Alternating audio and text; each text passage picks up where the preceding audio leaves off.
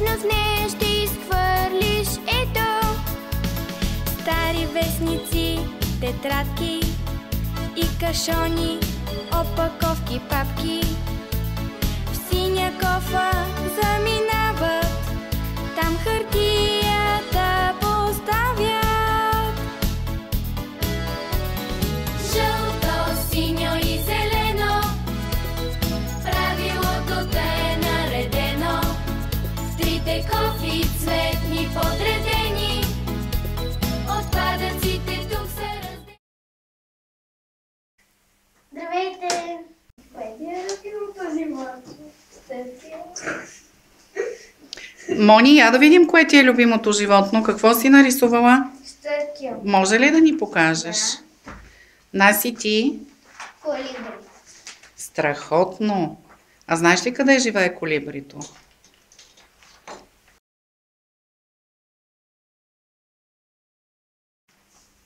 А можете ли, деца, да ми кажете, кое животно се грижи най-много за дома си? Кажете.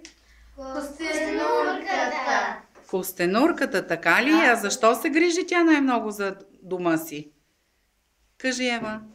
Защото тя е много добро животно и носи къщичка на гърба си. Точно така. Значи тя се придвижва заедно със своя дом. А какво представлява нейния дом?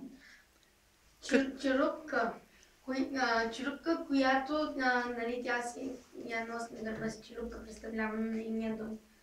Точно така. Знаете ли, кое животно е най-старото на планетата? Кажи, Мони. Най-старото животно на планетата е костенурката. Знаеш ли от колко години тя съществува като вид?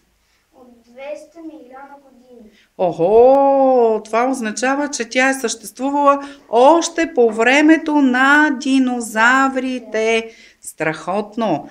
А можете ли да ми кажете хората в какво живеят?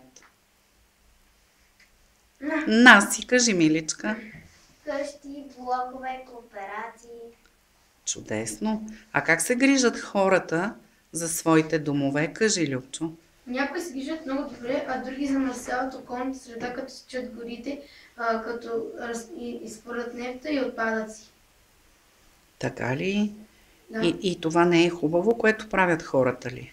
Да, но другите, които опазват околната среда, могат да го правят, като съдят дърветата и така от тях ще имаме повече въздух и земята може да остане жива и здрава. Зависи, ако не я замърсяваме още повече. Значи има начин, по който хората да се грижат за природата, но на вас ви прави впечатление, че хората напоследък не се грижат и изхвърлят много. Отпадъци. А какво ви прави впечатление там, където вие живеете? Че тревата от колите е станала кафява и също има много отпадъци до дърветата и от цигари пасовете. А там, където учите, чисто ли е около вас? Не. Не много. Защо? Защото всички непознати си изхвърлят там боклуците, има навсякъде турби и Какви турби? Найлонови пликчета? найлонови пликчета, които или са празни, или са пълни с боклуци. Но в моето училище дори има и храна, която се е хвърлили, защото не могат да я заядат. И при нас много често се изхвърлят боклуците, въпреки че в нашия двор има кофа за боклук, те изхвърлят боклуците в двора. И това какво показва? Че хората не са научени да изхвърлят боклуците на определените за целта места. А вие чували ли сте за разделното изхвърляне на боклуци? Да. Къде, Нанси? Имате ли в училище различни по цвят контейнери за боклук? Имаме.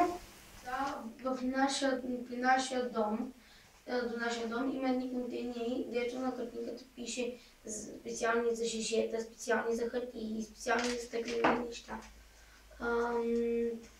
Тоест има правила, има указания къде да се изхвърлят боклуците. Ти спазваш ли ги тези правила? Да, аз ги спазвам, но често виждам и някакви други неща изхвърляне неща, но не до контейнерите, само не са вътре и така замърсяват околната среда и всяка крачка, която виждам някакво боклуче, което замърсява околната среда и измиват и кафява трева от газовете на колите.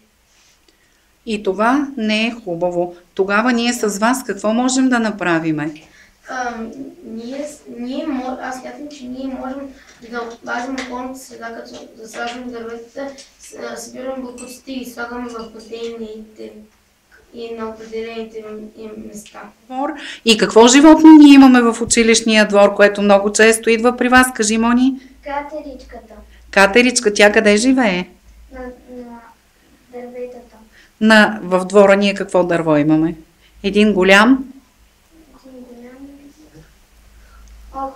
Как се казва това голямото дърво в двора? Орех. Орех. Точно така. Голям стар орех. А вие харесвате ли го? Да. Защото през лятото Падат орехи и ние ядем. това се случва по-късно през есента. През лятото какво правиме под ореха? Сядаме на пейката. Да си разказваме истории. и ни е приятно да седиме под неговата дебела сянка. Сега, искате ли да нарисуваме костенурка, за която говорихме преди маничко? Ето сега ще ви дам Платно, боички и ще нарисуваме костенурката, която е символ на нашата благотворителна кампания. Тя се казва Зелено костенурче.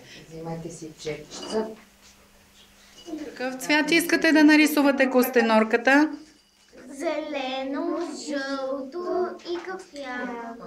А може и черно за очите. Може, да. Хайде да нарисуваме. Видиме платното.